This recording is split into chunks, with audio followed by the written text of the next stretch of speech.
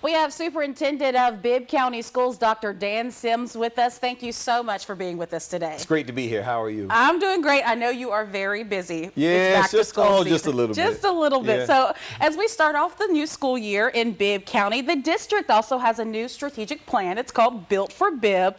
So in a nutshell, what is Built for Bibb? What does that include? Yes, so hashtag Built for Bibb, More Victory Plan is the name of our strategic plan. And the big idea behind Built for Bibb is that we, as community members, any stakeholders, students, parents, the district, the Board of Education, we build up our talents, our perspectives, our thought processes, our heart, everything to meet the needs of our students. And if we're able to do that and do it together, we're built for Bibb.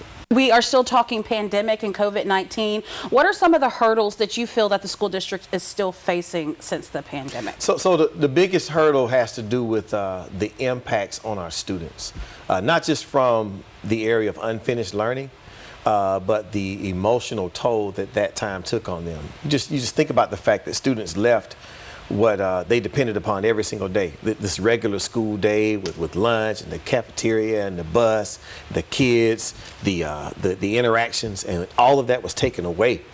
And to return to that, we've seen students who really suffered, and it actually exacerbated issues that were already in place. So we're finding that not only do we have to attend to those academic needs, but also the social and emotional needs of all of our students. And I think that's the case for everybody's district in the whole United States of America, much less the world. No, so not unique to Bibb County at all. That's right.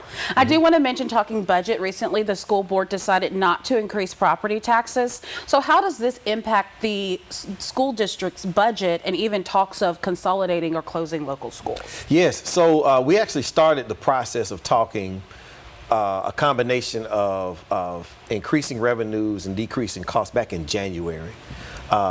When the board decided to roll back the millage rate, of course, it put us more on the side now of cost savings. So we'll spend this year looking at the whole of our budget, and not just the scenario of closing schools, but that is one of several different scenarios that could potentially save the district money. But none of that can happen at the expense of two critical things, and that is ensuring that we have the most competitive salaries for our employees, valued employees, and also to make sure we're meeting the needs of our students. So we're in a very different space post-COVID, that those needs have increased. So it's important for me as a superintendent to lead the district to ensure that those pieces are in place. So it could mean that we close schools, but we'll look at that in addition to several other things as we prioritize what potential cuts could look like. And some of those other things, could we see that this school year, or are we thinking on down the road? So we're thinking from a 1 to 5 year timeline. As early as this year, but really thinking farther out than just this year, to see year over year how many cuts we can make, but again, not at the expense of what we need for our students. How can parents or the community help Bibb County students have a successful year? First of all, I just hope and pray that they do help. Like I'm pushing this whole idea of together this year. And it's something we need to figure out, what it means to work together and to come together, and as an individual to have it together. So we need parents just to be in the know. Like parental engagement is so important, and not so much from the perspective of being at the school, but being involved in the academic and the social and emotional life of their student.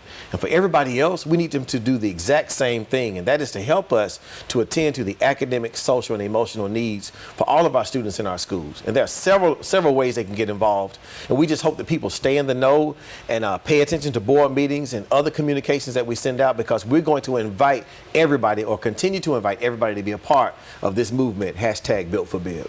I love to hear it. All right, thank you so much, Dr. Sims, for visiting 41 NBC and taking the time to talk with us.